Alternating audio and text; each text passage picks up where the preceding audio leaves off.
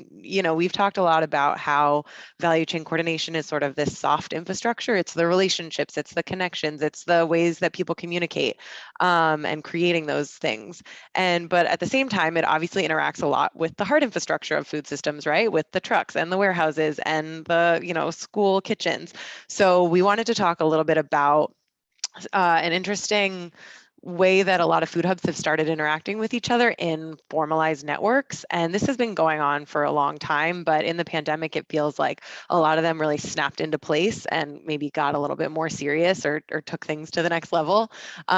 So we're going to hear from 3 folks today that are involved in food hub networks and just get a sense of how they came to be, how they work, and the ways that sort of value chain coordination is a part of food hubs networking together. So we already heard from our presenters a little bit, but I'm going to ask Elliot, and then Tony, and then Laura to just talk a little bit more about their work in general, and then we'll dig into networks. So Elliot, if you want to talk a little bit about Kitchen Sink and kind of what you do generally. Sure. Yeah, I'll give a quick rundown. Kitchen Sink is a business I started in 2019 with a dear friend, Sarah Axe, and naively, I started this business thinking I was going to be a systems change company. That's what I told myself. I was like, oh, there needs to be some systems change, and I'll make an LLC and do that. Very quickly realized that when you come out and say that, there's no clients for systems change work. Like, you need 60 clients to all cooperate. And I had a background. I was a disillusioned philanthropist. I had worked in public sector economic development and had been doing grassroots community food work, all of which felt really important, but also missed the mark. So what I began to focus on in the early stages of Kitchen Sink is what's happening in between all of those sectors and where is there not connection that needs to be there. And found that in a lane on a highway that felt important and where that was something I could actually work on is institutional food. So that's Kitchen Sink's sort of focus, driven by the value that I think things get better when people have a relationship with their food and the farmers. So I'm working half sort of as a consulting arm to support suppliers, buyers, or other supporters who want to do something about institutional food in their area. And the other half of the business is just straight up brokering sales on behalf of the networks that I'm working with and or food companies whose values reflect those of Kitchen Sink. So that's kind of what I'm bringing to this conversation. Awesome. Thanks, Elliot. Tony, you want to tell us a little bit about Farm Fair? Yeah, so at Farm Fair, we build an ERP that's an enterprise resource planning is what that stands for. But what that means is software to support all the aspects of your food hub business. So Farm Fair, we support inventory, we support like sending out sales orders, purchase orders, managing your customer base, just most of the tasks that you're going to have to go through on a daily basis. We try and make sure that there's a software out there that serves those needs. And specifically, I know you said we're going to talk about networking in a minute. Specifically, we have a focus on the networking aspects of that. So while you can use it, you can work in that standalone aspect. We're really focused on reducing the communication overhead that is incurred when you start collaborating with a larger group of people. Cool. Thanks. Laura, you want to tell us a little bit about your work? Yeah, absolutely. I am with Local Food Hub, which is a nonprofit based in Central Virginia. We were a physical food hub for 10 years, still acting as a nonprofit where we aggregated and distributed, but also provided support services to our partner farms, as well as worked on food access initiatives in our community. In 2019, we sold the distribution business to 4P Foods, and we really doubled down on our nonprofit work to provide training and technical assistance to farms and to increase access to local food. In 2020, we helped to convene, right before the pandemic, we helped to convene a network of hubs that came together in person, and we formed the Eastern Food Hub Collaborative. That is now a network of 14 food hubs up and down the East Coast that engage in increasing transactions among one another and all of the support services that are needed to make that possible, which I'm sure we'll get into more of. Local Food Hub serves as a backbone entity to that collaborative. We have been involved pretty heavily since the formation of it to help provide a lot of facilitation and support services to the hubs as they go about increasing trade. Awesome. Well, thanks y'all for giving us a little background and for being here and sharing your expertise. And Laura started to get us into this conversation a little bit, but I'm interested to just hear about food hub networks that you're involved in and maybe sort of how they work. So Laura, do you want to just on continuing on your beginning there, tell us a little bit more about how the network works? Like, what are the parameters of it? Who's involved? Yeah, absolutely.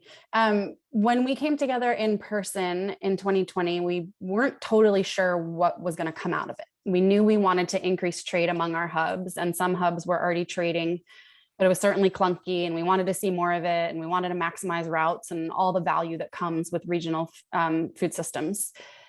What came out of that meeting was an MOU that listed a series of values, beliefs, goals, even that all the hubs signed on to.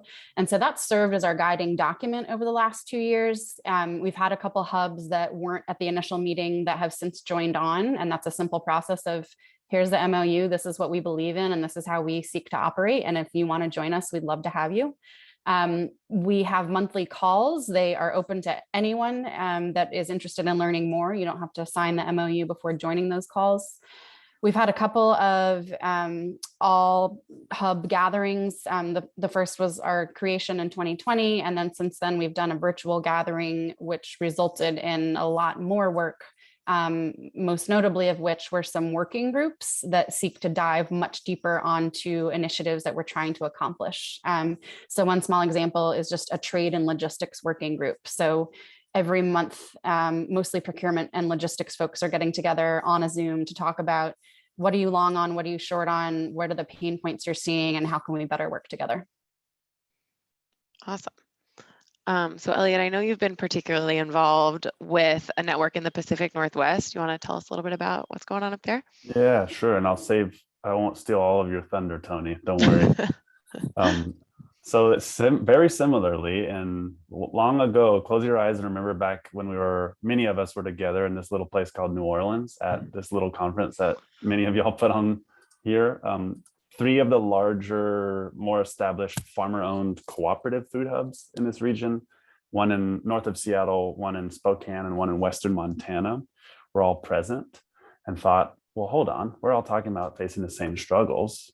We're doing well in our own lanes, but we're having a hard time meeting the added logistical complications and scale that institutions in the region require.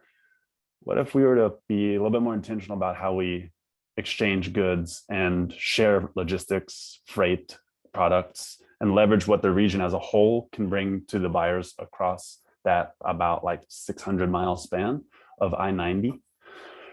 And so really it was through the first iteration of the Regional Food Systems Partnership grant application that a lot of the strategy got codified, where the 3 hubs were saying, yeah, we should maybe collaborate. Mission West is a rural cooperative development center north of Missoula, Montana, that serves as our backbone and kind of from the beginning was a convener of sorts. They also have a food processor facility in-house in their town in rural Montana. You might know the Mission Mountain Food Enterprise Center, or Jan Tusick. She's kind of the fairy godmother of Montana organic food in some ways. There's a lot of fairy god people in Montana organic food, now that I say that. But anyways, so the structure here, we got these 3 food hubs that are all very, very similarly aligned in values, farmer-owned cooperatives, commitments. The process of joining each individual hub is pretty synonymous with the next. I was brought in January-ish, December of last year, to develop and then launch this sales strategy for taking the bones of this network and bringing it to the market. I lean on and will now pass the mic to Farm Fair for how it, as a sort of conduit to really make it possible. But Tony, you hold me back. You can just take it all the way, Elliot. It's fine. I'll just sit here and look pretty, I guess. I don't know. Yeah, so like Elliot was saying there, a lot of the things he was espousing there and the efficiencies he was talking about, we like to call economies of collaboration. And that's really where we've been pushing is sharing those resources through collaboration, getting access to larger markets by having, partners to come in with to have access to larger supplies. And we've really seen it both in the Pacific Northwest and in our start. We really got our start in Ohio. That does have real world tangible benefits. In the Ohio network, the first year running, we saw a 67% increase in sales across the network. So, Wow. Yeah, just facilitating all those things happening, is facilitating the sharing of the trucks, facilitating the insights into each other's inventory so that you can sell on behalf of another hub in the region, right? So if one of your customers comes up, they need more than what you have of something, you don't just turn them away. You say, okay, I can go acquire this from the hub, across town or next state over, I guess, in the Northwest context there. That's a very large geographic region. But yeah, making sure that customers get the things that they need by increasing your supply base, making sure that you can sell the things that the farmers are actually producing by increasing the customer base, and pulling all that together to make that all happen. Yeah. So Tony, you sort of started to hit on my next question for y'all, which is, it seems like a lot of these businesses might sort of naturally be in competition with one another, and it would be sort of easy for people to be angling for market share or trying to, work with similar farmers and snap up whatever is available. So what's the motivation for a food hub to participate in something like this and work directly with the competitor rather than, try and just snatch up their market share? Do you want me to start with that one? Yeah, sure. And then Laura and Elliot, feel free to chime in. Yeah, so from the way that we've been structuring these things, we're really, it's almost all benefit to everyone involved, right? Like I just said, you've got That's a good deal. The reduced logistics costs by sharing that overhead with each other. You've got increased sales. We suggest a structure, and we support in the software a structure where you receive a commission fee if you make a sale on behalf of someone else, right? So they didn't have to manage that relationship with the customer, right? Took some of the load off of them, but you still sold produce on behalf of their farmers and stuff. So there's a commission paid to the seller in that case, and that's just increasing your own revenues beyond what you would have done if you weren't networked. So I'm trying to think other facilities. There's other ways you can share facilities too. If you've got processing facilities that you can then concentrate and do some prep work. I know schools are really big on having some pre-processing done on the produce that they're buying. But yeah, just those economies of collaboration. It's generally all upside from what we've seen. Now, that said, we do tend to we want to keep the food hubs empowered. So we're not trying to make food hubs give up their brand or their customers. They maintain those relationships. We suggest and support food hubs, having their own branding, having their own foothold in the world, but having those partners that you can fall back on if there's an opportunity. Cool. Laura or Elliot, anything to add? Yeah, for our hubs, it was really recognizing the value that we could bring to each of our hubs, particularly as it comes to regional products and regional trade, maximizing route efficiency, even shared cross-docking. And just a few examples of that. In Virginia, I'm sorry to say, but we grow the best apples. And shots fired. Yeah. You got a lot of people from Michigan on this call. I know. I went out on a lunch. We grow the best apples, and that's really wonderful, but can get super boring in December, January, and February when the only fruit, like local fruit available, is apples. So in working with Grow Food Carolina in Charleston, South Carolina, food hubs in Virginia have been able to tap into the South Carolina citrus network. South Carolina does not grow apples very well, which they will admit themselves, I think. And so we were able to then bring Virginia apples down to South Carolina. And so thereby making that, sending one truck down, they actually cross dock in Durham. So a full truck of apples from Virginia goes to Durham, meets a full truck of citrus from South Carolina, and then they both swap and depart.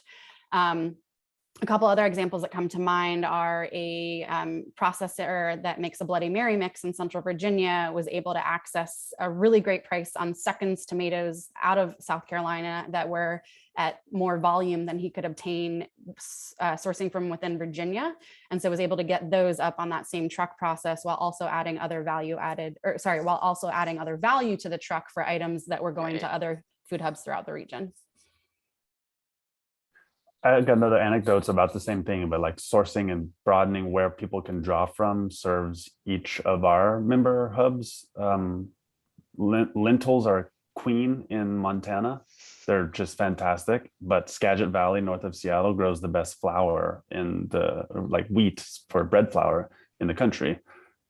What happens, we like very real time, we have a college in Helena, Montana that wants the flour from Skagit Valley and a hospital in Seattle that wants the lentils from Montana. In addition to the onions, carrots, and beets that everybody's kind of buying, because similarly, Laura, we're like, it's about what you get here in the Northwest this time of year. So, you know, having the ability to add each other's products to the sale and then have a software that facilitates like a right-sized amount and commissions for the folks that are doing legwork that is a remunerable cost, you know what I mean? Sounds great, and it is an important value prop, but boy, it don't come naturally, and I'm sure we'll get into the hiccups. Like there's a whole bunch of penciling and figuring out logistics and other things that have to be assured for it to really work, but boy, the promise is there. Yeah. Well, thank you guys. Yeah. Well, and I guess, Elliot, that's a great transition into sort of what are the pitfalls? And then also like, how does conflict resolution work? How do you sort of handle when someone's like, hell no, I'm not paying that amount? Or like you said, you were going to be here this day and you came this day instead. Like who sort of handles those conflicts? What does that look like? That's definitely tough. We acknowledged those pitfalls at the onset of our meeting, and we're really passionate about building a network of trust that was built on transparency and on values. And so this is challenging now, but I think in February 2020, when we brought 20 humans together into a conference room for 2 days straight, and we stayed on site and we shared our meals together and our beers together, that was really powerful and really important to address what you just said. I think with that, the hubs feel really empowered to work that out on a case-by-case basis. It's not been smooth sailing whatsoever. At the start, we were pretty cognizant of, okay, how are we going to handle margin on margin, right? Like you, hub A, need to make your margin, and hub B, you need to make your margin too, but customer's not going to swallow A and B margin together. So what can we do? And I think the hubs got really creative and nimble with being transparent about pricing and continuing to pay farmers a fair price, knowing their true costs, but also figuring out and taking a really deep dive of what does it actually cost me to send a truck to Durham, and how much value do I need to have on it from Charlottesville? And what do I need to bring back? And what do I need to sell that for? And who do I need selling it? And the systems in place. So I think that all that has been really valuable in addressing conflict resolution. But I think it's bumping up again as an issue of, you know, prices are increasing. How do hubs continue to work together without pricing each other out? You've also alluded to like overlapping competition. I think on the one hand, for our network, it's so large that hasn't really happened yet, just by regional. But again, because we have those relationships in place, everyone's pretty transparent with one another. So for example, we work with Firsthand, or within the network is Firsthand Foods, a meat processor in North Carolina. They just started coming into Richmond. 4P Foods, and I think Turnrow a little bit, and Appalachian Sustainable Development really serve that market, as well as Dreaming Out Loud in DC. And so having the space for Firsthand to come and say, hey, we want to sell, we don't want to step on any toes, what are the ways that we can work together? The space was created for that to have a productive outcome. That's awesome. I can add, Ellie, like this is, and I see this is as an on-ramp here for plug in the spirit of value chain coordination. I see kitchen sink, my colleague Luke and I's role to figure all this kind of stuff out. Like the hubs are too busy hubbing for me to come to them and say, hey, would you like, if you took a 13% margin on this time, and then next time we could get you 17%. So we've built these tools to help us in real time decide, okay, Gonzaga University, Sodexo account, says they want to play. Let's see how interested they really are. Give them a quote through Farm Fair, see what they feel like, and then bring it back to the hubs and say, A, do you have the stuff that we have in the system? Just confirm availability. And B, do those prices work? Because like they're getting their prices from their farmers on a weekly basis, and sometimes they change.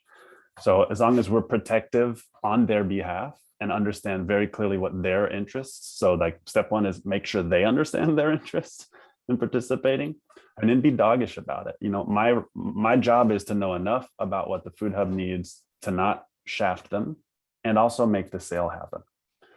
So a lot of candid conversations. Conflict is kind of like it's part like we're all aware that somebody else is eating our lunch right now in the meta sense. You know, the big three, at least in institutional food service, are just like, even if they've had a tough go, like we're fighting over crumbs. And so anything we can do to take some of that market share away and put it where the values lie, I think coming back to that, Leanne and Kirsten, like, what is your why? You know, understanding why we show up into this room helps avoid some of the like really messy stuff. Tony, any thoughts about conflict resolution here? Yeah, I gotta say it's really great having a partner in your network like Elliot for that kind of thing. My world is a little more the technical cut and dried stuff, and less the human conflict side. But there's definitely a lot of trust building that needs to happen for those things to work. In the more nuts and bolts sense, there's a lot of what we call standard setting that needs to happen too. Every farmer selling their produce in a different measurement that doesn't necessarily translate, like somebody selling kale by the pound versus kale by the bunch, causes all sorts of headache when you're trying to increase the amount of kale you're selling. Well, if your buyer doesn't understand that relationship between the bunch and the pound, he doesn't know how to switch from one to the other when it's low on the one he normally buys. So there's a whole lot of work that needs done from that perspective on setting those standards. And also, you know, when we talk about like having commissions and things, setting those values at a place that everyone's comfortable with, there's a lot of discussion that needs to happen there. And definitely you went through it without someone like Elliot in Ohio, where it was Farm Fair facilitating all that, and doing it in the Northwest. It's much better having somebody that's there to do that role. Yeah, I'm seeing some bubbling up in the chat here, but one thing that's sort of, you know, bubbling up here is the fact that like the hubs just working together maybe isn't going to work, and you need like a third party or a nonprofit or some sort of mediation body, some other backbone team to kind of help develop those values and then uphold those values and kind of manage that. So I'm wondering if you all could talk about like that role a little bit, and how you know, how that role came to be, and like who might be well suited to play that role. I can start. It is a really important role, so thank you for that question.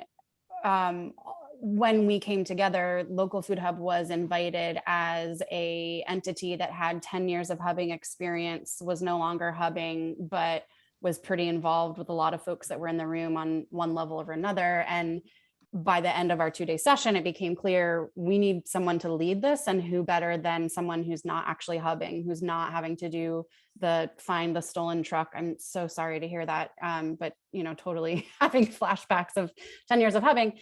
So it is really important, and I think quote unquote like someone neutral is really powerful. We have not really had funding for this network as of late. So Local Food Hub has taken it on as kind of just like something that we've worked into our mission, and our board has approved that, but we don't have full-time dedicated staff to it. We're getting there, and we have some funding requests out there, but I really think the next step would be a physical human that can call the Food Hub in Vermont and say, what do you got? And then make the call to the Food Hub in West Virginia and say, this is what they got. When's your truck coming up? And really lock it down, because we all know everyone has 1,000,001 things to do. And sometimes it's just getting someone to nudge you along. Some of the simple work that I do really is just like tagging. We have a Slack channel, just tagging people in Slack that I think are going to answer the question, but aren't seeing it because they're dealing with the stolen truck. Big thumbs up to that. And we have a great benefit of in the Northwest having People in Montana often don't even think of themselves as Northwest. So I say we throw that term around because that's the name of our network that we've settled on for now. But Mission West, the backbone in that network, has like a 50-year history in developing rural cooperatives. So it makes perfect sense that that being the catalyzing value for everybody here, like we're all a believer of the co-op gospel. We didn't get RFSP this first time around, and we have applied for this current round. And there is one of those people that Laura just named written into the application, because like we need somebody to program, coordinate, and manage. Herd the cats, as you will, coordinate the coordinator. To this year, Kitchen Sink's been trying to do as much of that as possible. And like, we can't do that and make all the sales. So stuff has been slipping by the wayside. But yeah, finding a core value is like Susan, your point about like, principles and organizing principle for why we all care about this helps me feel a little less frustrated at Tony when I need something to work. Cause I'm like, oh wait, no, we're definitely on the same team. Yeah. Yeah, I think that conversation about sort of creating that shared value and really understanding sort of the motivation you have for working together at the jump feels like it's absolutely mission critical, because we're also conditioned for this competitive, I have to get mine and my business, needs to come first. And I think that this requires like a little bit of a different way of thinking about working together. And so starting with those shared principles, starting with those shared values probably does help in those conflict moments too, of being able to be like, hang on a second, we said we were going to behave this way and treat each other this way, and that we care about these things, and probably helps, kind of grease the tracks through those tough times. So I did want to open it up for questions from the audience. I see one from Teresa about how hubs share and split costs, if we want to get into the weeds, and then feel free for other folks to raise your hand or throw questions in the chat. And I'm also going to ask for other ideas of folks who have experience with networks, if anybody else wants to share. So first up, details about how hubs share costs. I wish I could get more in the weeds on that, but it's really been at the hub to hub level. If there's interest in this, I wonder if there could be a separate conversation around this, because I think it could be really powerful. Our Food Hub Collaborative has a meeting this Friday, and so maybe that's something that we pitch. A couple hubs are coming to mind that would be really great to share case stories if they're interested in doing that. So Wallace, maybe that's something that we could coordinate. Cool. It's a funny place because like one of the core principles for us is also that the hubs maintain their autonomy, and like for the network aspect, this is like a membership of sorts. They exist on their own and they're doing plenty of sales that I have nothing to do with and that our network doesn't facilitate. Where the network is concerned, and when we're bringing their products to larger institutions, we've set a shared percentage markup that each hub agrees to. Their costs are not the same. So like some Puget Sound Food Hub sells carrots at whatever, $27. I don't know the numbers offhand, but Link has a different price, and Western Montana Growers Corp has a slightly different price. So depending on who we're selling to, the end price to the user may be different, but we all understand that baked into whatever's taken home is the same percentage of a margin for the hub. That's the very beginning of it. It gets so much more complicated when one school wants products from two hubs. The blending totally depends on the order, and which carrots we choose based on where the institution is. Or right now it's a lot of manual hands-on stuff that, again, Luke and I are in these crazy looking spreadsheets getting cross-eyed trying to figure out before we confirm the order. But to Tony's point, I'll just say, because it's important that every hub who's going to, for the time, have to get accustomed to this new way of doing business, for which, like, as evidence from everybody here, nobody's figured this out. We haven't figured it out either. How they have to participate needs to be like clearly remunerated. So there's a 5% minimum. If the last mile delivering hub doesn't have anything on the order, but has to deliver it because the institution they're delivering to is closest to them, they're going to get 5% of the sale no matter what. And that's something we've all agreed to. So of the 25% margin that the network charges, 20% of it in that case goes to the supplying hub or hubs, if that makes sense. Patricia, I see. Oh, go ahead, Teresa. Can I just ask a follow-up question, or at least ask if there'd be time later? We're trying to connect hubs in Iowa right now. Competition's not an issue because we're all very isolated, but we want to move product between them so that we can all continue to service our customers. So the whole margin thing is really on my mind lately about how other people are doing that. And right now we're approaching it. And I guess if I could get some feedback from you guys on if that's going to work, it might not work. What have we not thought about? But we're looking at it as a hub to hub sale. So hubs see other hubs availability list.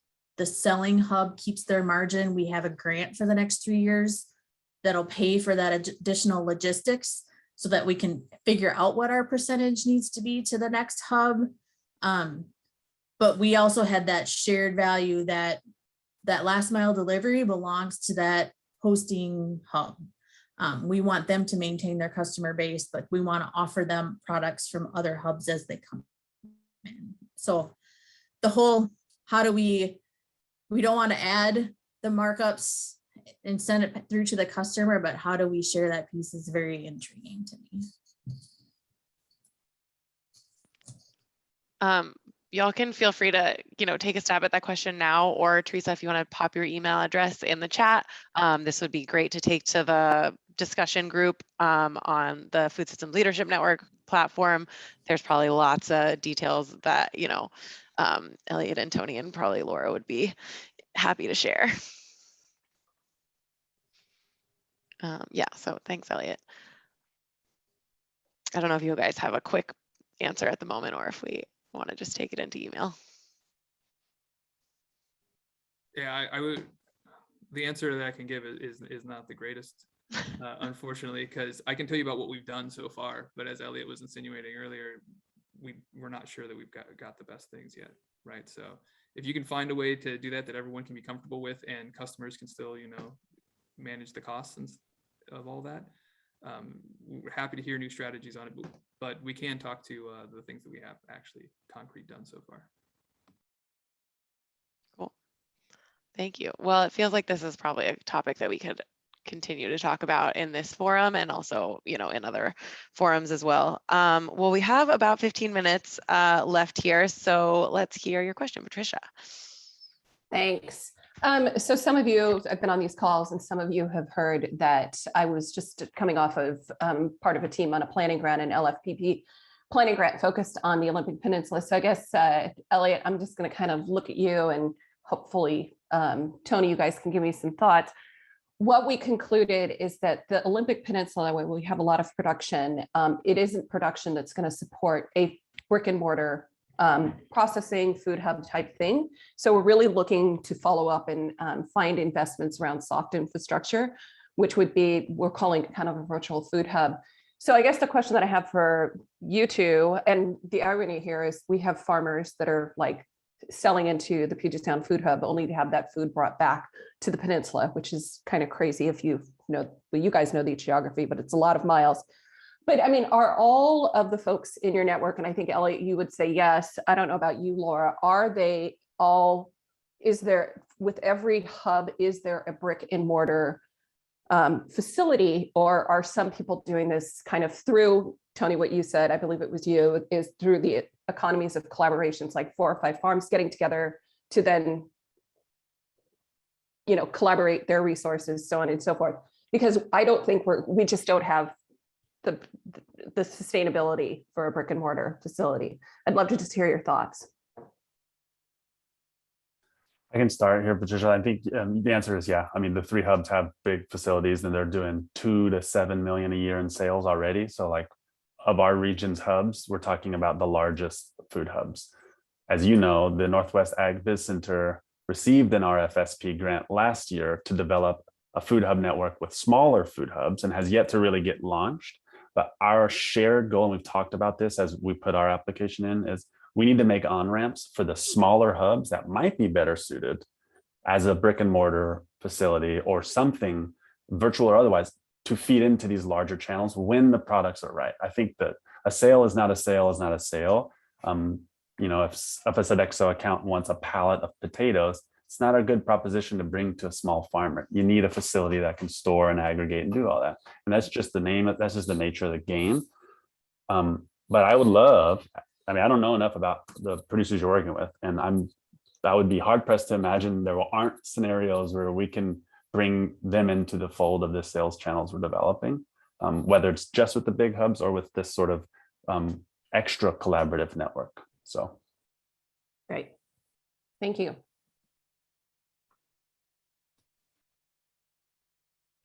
Cool. I think Phil, I saw your hand up next. Sure. I was sitting here trying to think like how do I bring this up in a way that doesn't sound pitchy?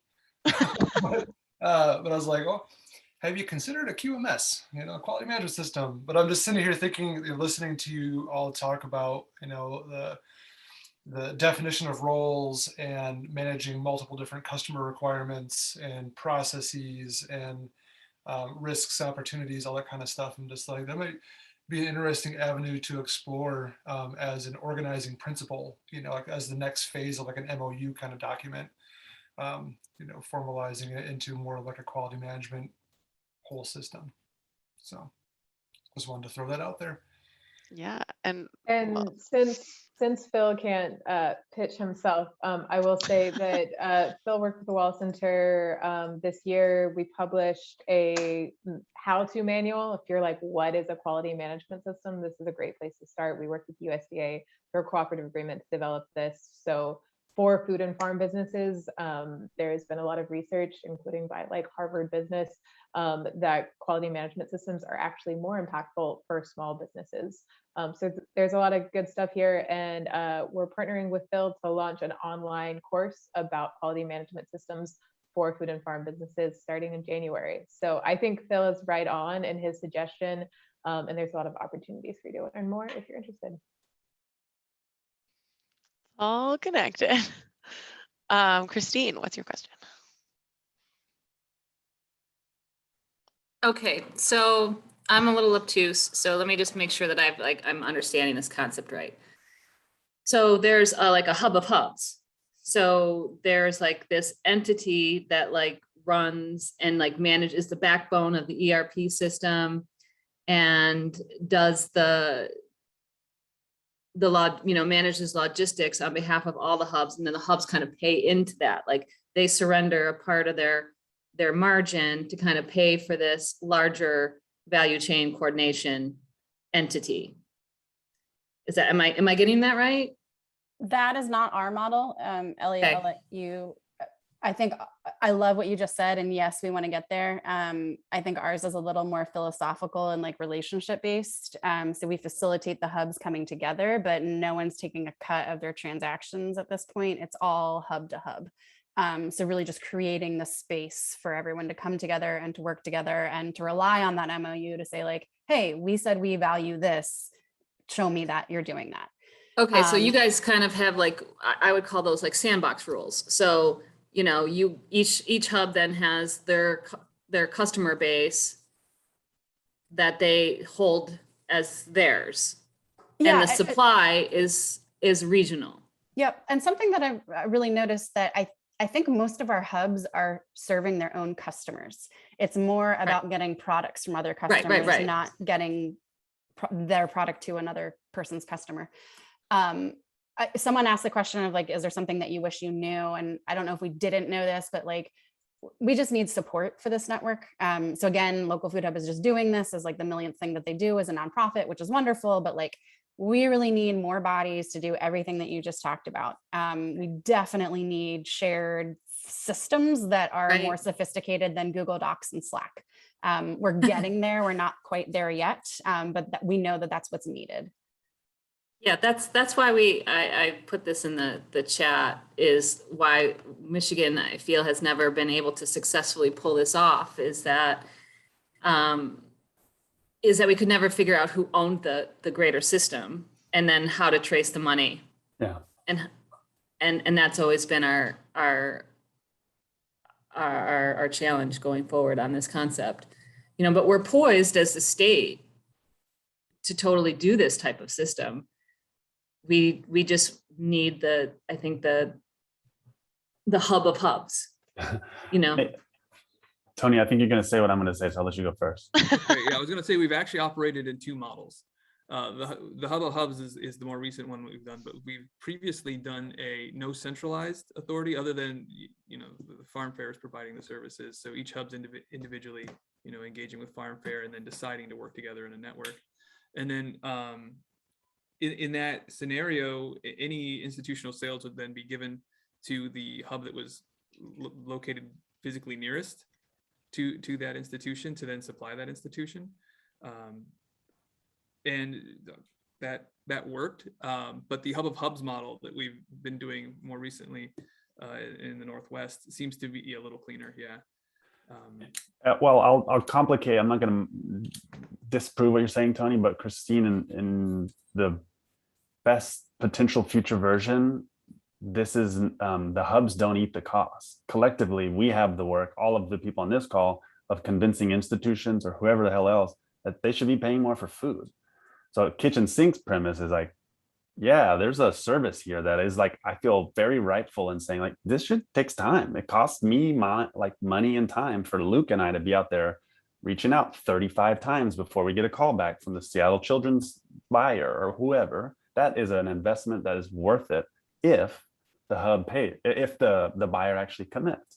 And so the sales work of this is just like, gotta grind it out. And we're socializing really early in the relationship with these buyers that like, you're going to get more than produce here. You're going to get the things that are going to make you differentiated in your market channel. Sodexo, Compass Group, Airmark, they're having a hell of a year and they all are looking for the thing to make them look better than the other.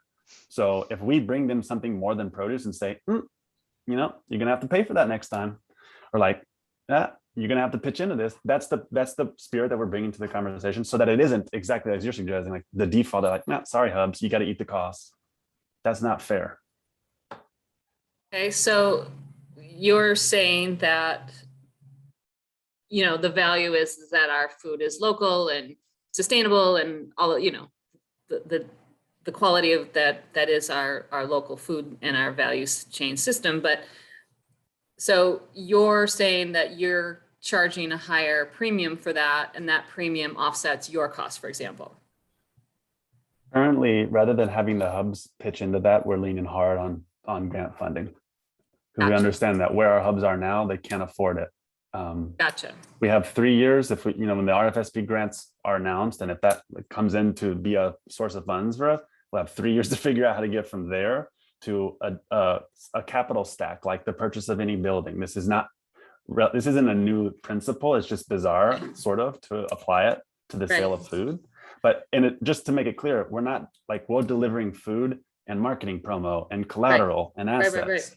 So okay, when you guys get that all figured out, we'll have another call. Yeah. You can come to Michigan and you can set it up for us. You can do it. We're dialed in. I think hub customer diversification is valuable in this conversation too. A lot of our hubs were either strictly doing business to consumer and then also added B2C and B2B basically. So diversifying the sales outlets, and that has allowed them to bring more value and more price flexibility. Again, just another small example from Virginia. We really wanted New England cheese down here. And so it was hired freight that ultimately got the cheese from Vermont and it's late. Vermont and Massachusetts down to Virginia. But that was a wholesale order. And then also something for direct to consumer going into, you know, bags that are delivered to your doorstep.